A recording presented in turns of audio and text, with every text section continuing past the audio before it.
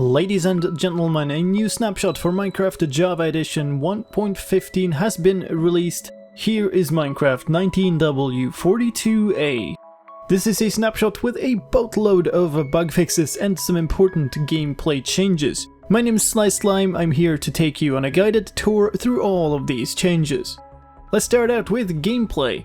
Elytra would not open whenever you were playing on a laggy server. Over a laggy connection, the opening would be very delayed.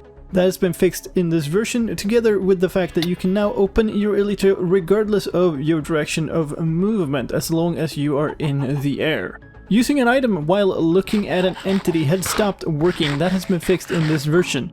And in the previous snapshot there was a bug that made all paintings drop off of their walls after the world had been reloaded, fixed as well in this version.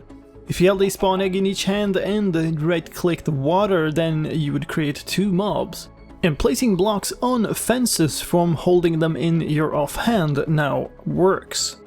The honey block recipe didn't unlock until you got a honey block. That has been fixed and it now unlocks when you get a honey bottle.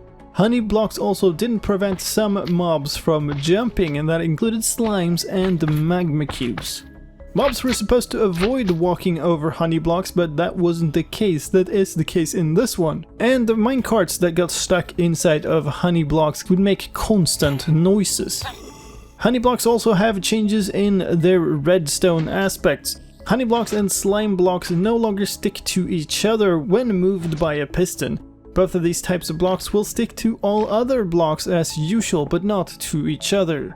Dispensers can now be used to place armor stands, and if a dispenser has an empty bottle inside of it and it is not facing water or a bee's nest or beehive, then it will now eject that bottle. Fireballs can now light campfires. That includes fire charges when fired from a dispenser. And if you spawn a villager from a dispenser using a spawn egg, then those villagers used to have default textures regardless of which biome they were in. That has been fixed in this version. This version also has an enormous amount of visual fixes. Just like last time, we are going to go through those quickfire style because this would take forever otherwise.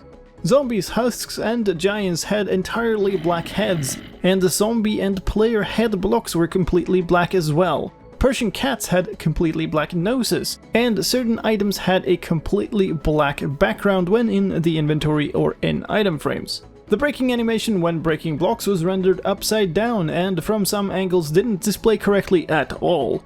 Witches held items in the wrong position, and when drinking a potion they held it too far away from their bodies. When placing rails next to other rails, it would flicker into a default position before connecting to other rails. The chest hatch would float in mid-air when the chest was opened.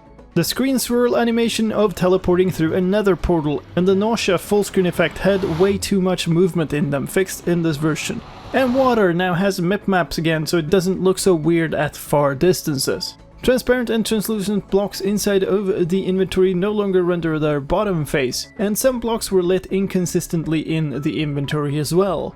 Sea lighting on large chests with differing light levels for the different parts has been fixed, and the banner block outline is no longer white. Skulls would clip through the player when sneaking, that is also fixed, and some items including tridents didn't adjust their position properly when the player was sneaking.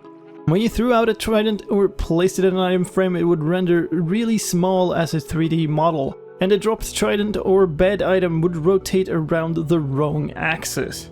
If you hung an armor model on an armor stand, then you could see through and it didn't have an enchanted inside, even if the outside was enchanted. Leads were always rendered fully bright as well as item frames, and if you held a map in your hand, that didn't respect the current light level of the player. The glowing effect once again applies to banners carried by entities with glowing on them. The saddle texture on horses and donkeys are no longer black or completely broken, and the textures on some horses and donkeys and mules are no longer black or white on their hair and tails. And entities and items without transparency in the default pack no longer ignore the transparency in resource packs.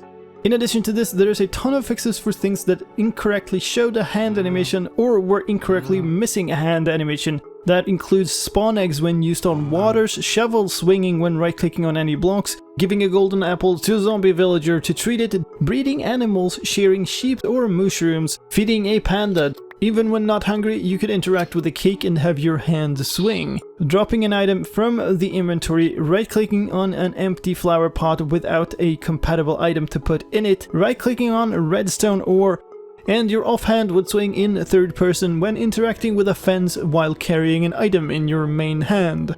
Right-clicking on a bell from an angle where the bell would not ring still played the hand animation. Right-clicking on some blocks would cause your hand to animate if you didn't hold an item even though nothing happened. Or right-clicking on a button that is already pressed. And as a final behind-the-scenes change, the unused textures for wax and crystallized honey have been removed. Sound fixes in this version as well. Wet sponge being placed in another and drying out now makes a sound. Dispensers now play the correct sound when equipping a single pumpkin or skull. User interface fixes in this version.